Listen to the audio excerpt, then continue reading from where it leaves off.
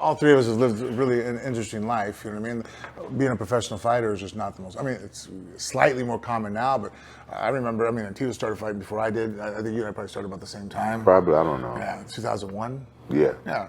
And, Tito, it was fucking the champ and was the number one guy in the world at that time.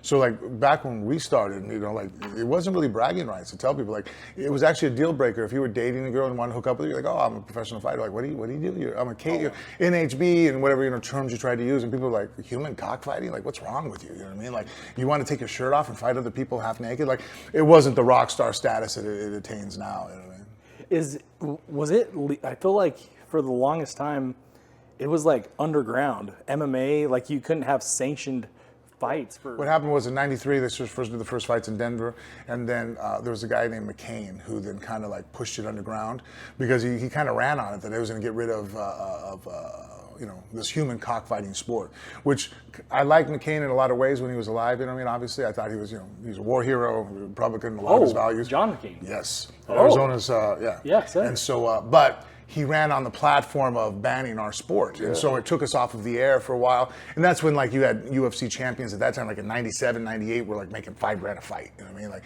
it was really not a sport to make money at until the Fertittas came along and bought it. You know what I mean? And that's actually Tito's era is what drove it up to begin with. He was our first MMA superstar, you know what I mean? Like that you could walk around and people go, oh shit, I know who that guy is. Before that, Kerr and fucking the Hammer, Mark, hardcore fans might recognize him, but not normal people, you know what I mean? And so, but he drove it under. And the only thing that drove me nuts about that is we can all have contrary opinions, I don't care. But like, he was asked one time, how many of you watched? And he said, none.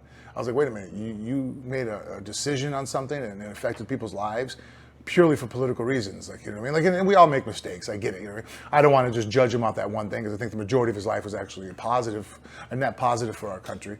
But that part I thought was like, wow, that's a definition. That really bothers me, you know what I mean? Like, as far as an intellectual going, hey, so what do you think on this? Well, I think this. I'm like, so what's your experience with it? I don't know. I've never dealt with it. I'm like, well, how the fuck are you gonna make a decision? You've never even watched it? And my problem with that is that you remember the numbers came out about boxing that 7 or 8 boxers die a year. Yeah, it was up to 15 one time. And no MMA fighter has ever died at that point. Yeah, more people die playing American football.